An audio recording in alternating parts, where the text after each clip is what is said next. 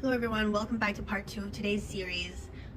We're reading Surah Al-Kahf, Surah 18, and starting at page 299, ayah number 46, inshallah.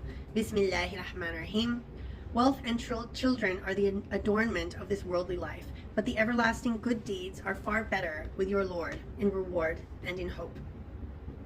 Beware of the day we will blow the mountains away, and you will see the earth laid bare, and we will gather all humankind, leaving none behind. They will be presented before your Lord in rows, and the deniers will be told, you have surely returned to us all alone, as we created you in the first time, although you always claimed that we would never appoint a time for your return. And the record of deeds will be laid open, and you will see the wicked in fear of what is written in it. They will cry, woe to us! What kind of record is this that does not leave any sin, small or large, unlisted? They will find whatever they did present before them, and your Lord will never wrong anyone.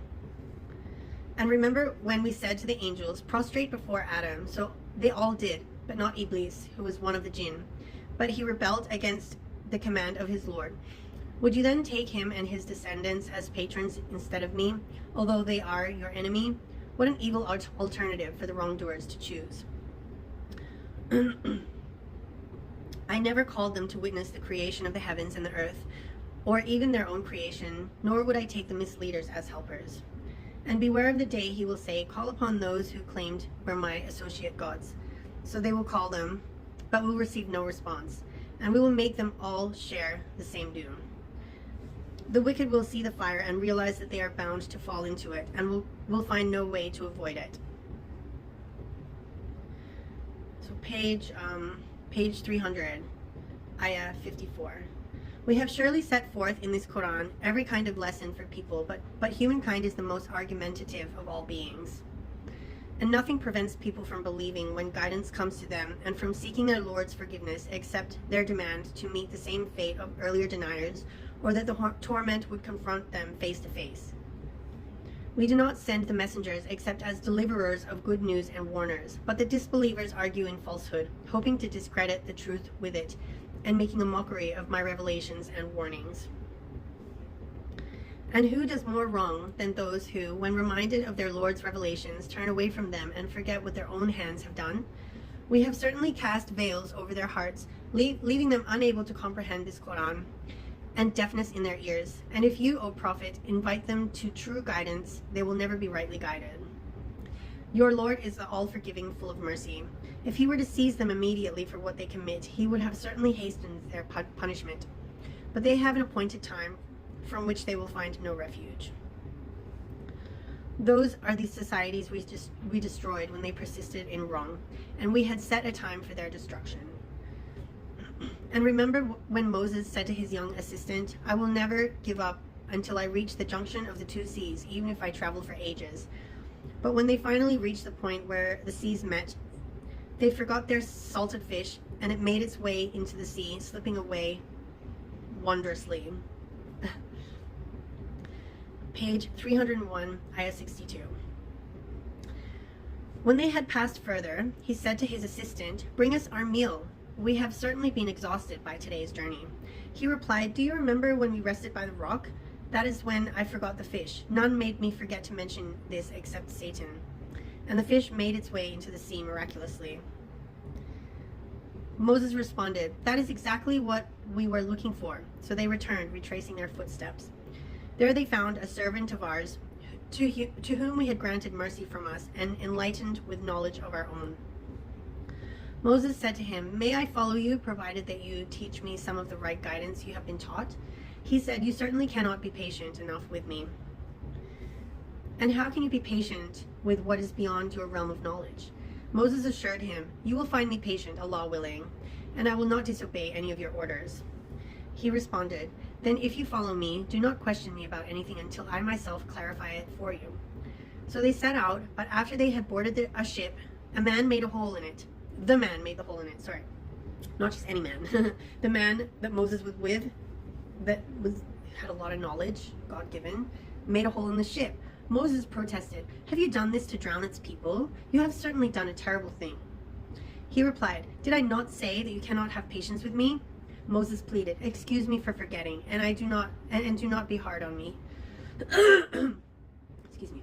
So they proceeded until they came across a boy, and the man killed him. Moses protested, "Have you killed an innocent soul who killed no one? You have certainly done a horrible thing."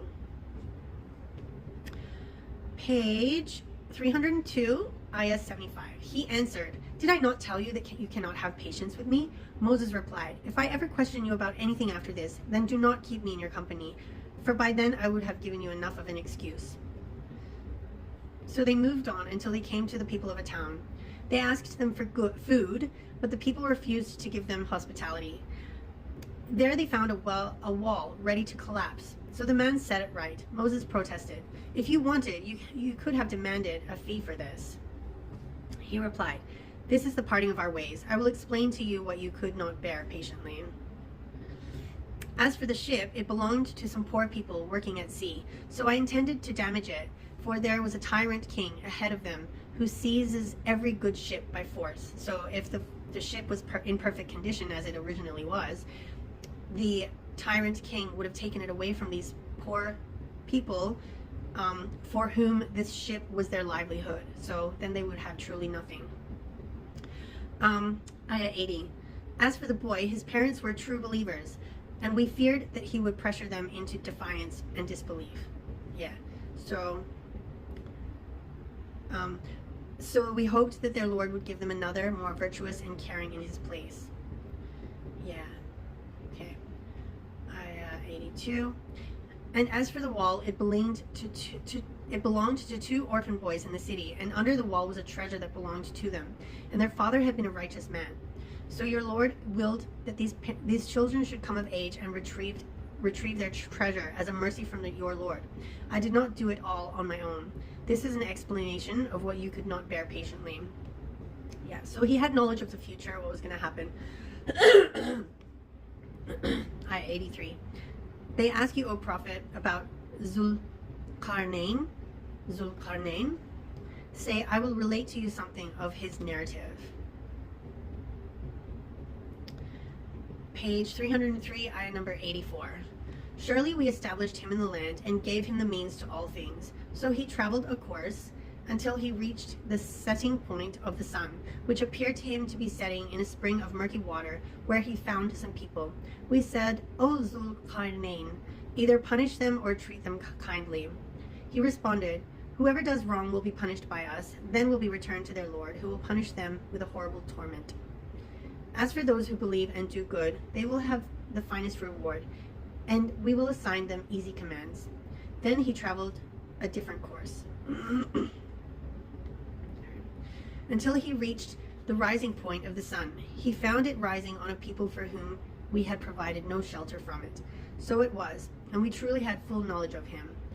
Then he traveled a third course until he reached a pass between two mountains. He found in front of them a people who could hardly understand his language. They pleaded, O Zul-Qarnayn, surely Gog and Magog are spreading corruption throughout the land. Should we pay you tribute, provided that you build a wall between us and them? Juj and Majuj, I think they're called in Arabic. Gog and Magog. He responded, what my Lord has provided for me is far better, but assist me with resources, and I will build a barrier between you and them. Bring me blocks of iron. Then, when he had filled up the gap between the two mountains, he ordered, blow. When the iron became red hot, he said, bring me molten copper to pour over it. And so the enemies could neither scale nor tunnel through it. Page 304, ayah 98. He declared, this is a mercy from my Lord. But when the promise of my Lord comes to pass, he will level it to the ground. And my Lord's promise is ever true. On that day, we will let them surge like waves over one another. Later, the trumpet will be blown, and we will gather all people together. On that day, we will display hell clearly for the disbelievers. Those who turned a blind eye to my reminder could not stand listening to it. Do the disbelievers think they can simply take my servants as lords instead of me? We have surely prepared hell as an accommodation for the disbelievers. Say, O Prophet, shall we inform you of who will be the biggest losers of deeds? They are those whose efforts are in vain of this worldly life, while they think they are doing good. It is they who reject the signs of their Lord and their meeting with him, rendering their deeds void. So we will not give their deeds any weight on Judgment Day. That is their reward, hell, for their disbelief and mockery of my signs and messengers. Indeed, those who believe and do good will have the gardens of paradise as an accommodation, where they will be forever, never desiring anywhere else. Say, O prophet, if the ocean were ink for writing the words of my Lord, it would certainly run out before the words of my Lord were finished, even if we were fill it with its equal. So, 2 oceans. Say, O prophet, I am only a man like you, but it has been revealed to me that your God is only one God. So whoever hopes for the meeting with their Lord, let them do good deeds and associate none in the worship of their Lord. And that was it for Surah 18, Surah Al-Kahf. So now we will begin Surah 19, which is called Surah Maryam. Is it? Surah Maryam? Yes, Surah Maryam. Yes, okay. About Maryam, peace be upon her, mother of Nabi Isa, peace be upon him. Okay. Bismillahirrahmanirrahim. Kaf, ha, ya, ain, sad. So 5 letters. Kaf, ha, ya, ain, sad. This is a reminder of your Lord's mercy to his servant Zechariah. When he cried out to his Lord privately, saying, My Lord, surely my bones have become brittle, and gray hair has spread across my head, but I have never been disappointed in my prayer to you, my Lord. And I am concerned about the faith of my relatives after me, since my wife is barren. So grant me, by your grace, an heir, who will inherit prophethood from me and the family of Jacob, and make him, O Lord, pleasing to you. Okay, so yeah, Zechariah. Okay. The angels announced, O Zechariah, indeed, we give you the good news of the birth of a son, whose name will be John, a name we have not given to anyone before. So that's Yahya, Nabi Yahya, peace be upon him. John in English, yeah, not given. Huh. So he was the first John ever. John is such a common name now. Okay. He wondered, My Lord, how can I have a son when my wife is barren, and I have become extremely old? An angel replied, So it will be. Your Lord says, It is easy for me, just as I created you before when you were nothing. Zechariah said, My Lord, grant me a sign. He responded, Your sign is that you will not be able to speak to people for 3 nights, despite being healthy. So he came out to his people from the sanctuary, signaling to them to glorify Allah morning and evening. So without speaking, he was kind of using like maybe sign language of some sort.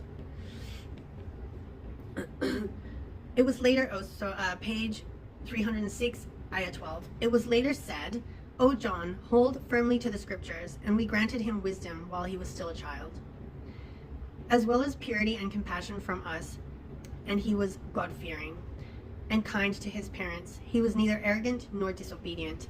Peace be upon him the day he was born, and the day of his death, and the day he will be raised back to life. And mention in the book, O Prophet, the story of Mary, when she withdrew from her family to a place in the east, screening herself off from them. Then we sent to her our angel Gabriel, appearing before her as a man, perfectly formed. She appealed, I truly seek refuge in the most compassionate from you, so leave me alone if you are God-fearing. He responded, I am only a messenger from your Lord, sent to bless you with a pure son.